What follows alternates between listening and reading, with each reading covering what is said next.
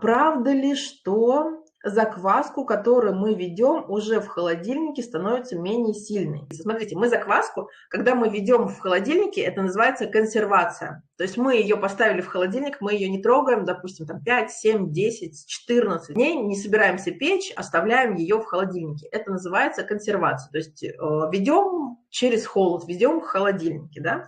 Нет такого понятия, что мы ведем закваску, покормили, убрали в холодильник, на следующий день достали, опять покормили, убрали в холодильник. Так и не делаем. Если мы вот ведем закваску, да, оставляем ее там на неделю, на 14 дней или больше, конечно, закваска слабеет. Поэтому, да, закваску стоит вести в тепле.